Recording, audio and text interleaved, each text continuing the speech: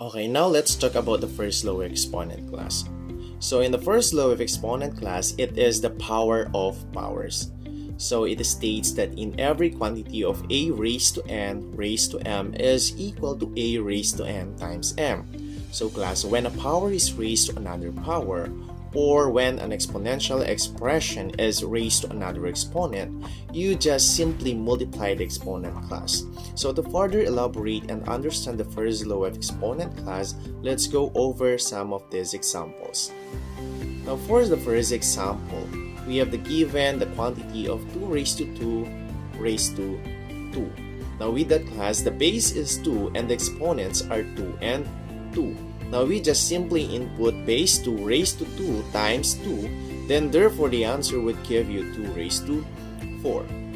Now another example is the quantity of 2 raised to 3 raised to 2. Now with that class, we just copy the base, which is 2, then raise it to 2 and 3, which is you multiply that 3 and 2, that gives you 2 raised to 6. Now how about class if we have number 3? So example number 3 is the quantity of 4x raised to 3. Now with that class, we cannot see any exponent right here with your literal coefficient, which is x, and numerical coefficient, which is 4. But take note class, in our algebraic expression, there is an invisible 1. So therefore, we can just input that 1, that we have 4 raised to 1 times 3 multiplied by x raised to 1 times 3. Then it would give us 4 raised to 3 x raised to 3. Lastly, we have the quantity of 2 raised to 5 a squared raised to 3. Now with that one class, we can just input 2 raised to 5 times 3 times a raised to 2 times 3. So 5 times 3, that gives us 2 raised to 15, and a raised to 2 times 3, that gives us a raised to 6. And the resulting would give you 2 raised to 15 a raised to 6. Okay, now let's move on with the second law of exponent. So the second law of exponent is the product of a power. So it states that in every a raised to n times a raised to m, then therefore it would give us a raised to n plus m. So take note class, in multiplying exponential expressions whose bases are the same, you just need to copy the common base, then add its exponents. Now to further elaborate that class, let's go over this example. So the first example is that we have 2 raised to 2 times 2 raised to 3. So you can see to it class that they have the same basis, which is 2. So what we need to do is that to add their exponents, which is 2 and 3. So we have 2 raised to 2 plus 3, that would give us 2 raised to 5. We have also example number 2. So example number 2 is 3 raised to 2 times 2 raised to 3. Now we can see to it class that they do not have the same base, wherein the first term is 3 raised to 2 and the other is 2 raised by 3. Now with that class, we can see to it that in our second law, which is the product of a power, they should have the same basis. Now in this case, since they doesn't have the same base, therefore we can just input that the given is the final answer. Now we move on with the third example. The third example class is 4 raised to 4 times 4 raised to 3. Now we see to it that their base is common, which is 4.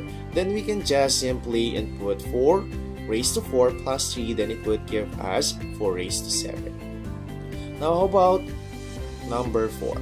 So number 4 class is a raised to 5 times a raised to 4. Now take note class that it is also true with our literal coefficients, that it is when a base is raised by a power in terms of literal coefficient, it does follow the second law.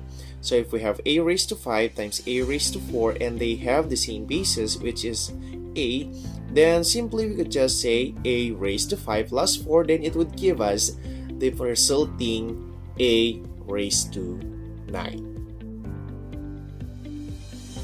Okay, let's talk about the third law of exponent. So the third law of exponent class talk about the quotient of a power.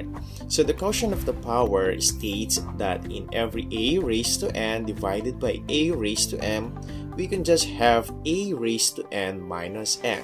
So this is only applicable if the exponent of the numerator class is, when it is denoted by n, it is greater than the exponent of the denominator, which is denoted by m. So simply in dividing exponential expressions with the same basis class, we just need to copy the common base and then subtract its exponents.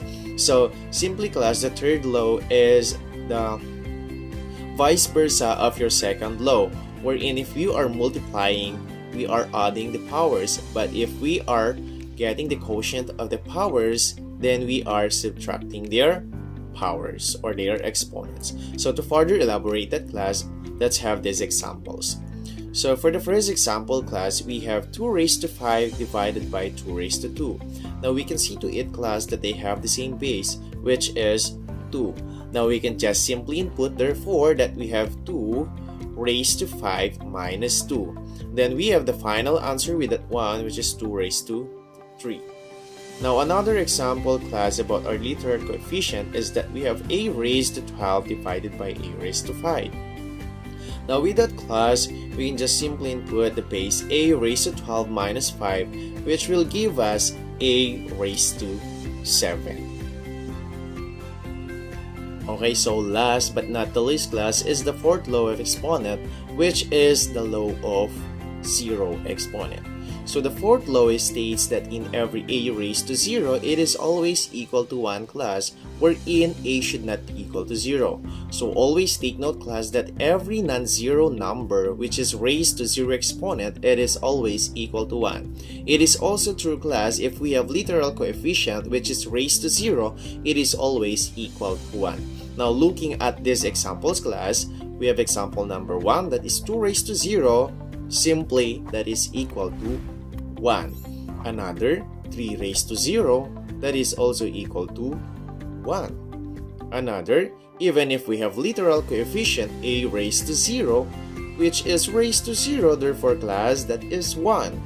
And for number 4, which is y raised to 0 class, it is also equal to 1. That is just the simplest form of our fourth law, which states that in every a raised to 0, all of the answers of those literal or numerical coefficient which is raised by 0 class is equal to 1. So those are the 4 laws of exponent class, which is the power of the power, the product of a power, the quotient of the power, and the law for zero exponent. So I think class, we are now ready to move on with our multiplication of polynomials and division of polynomials. So let's go.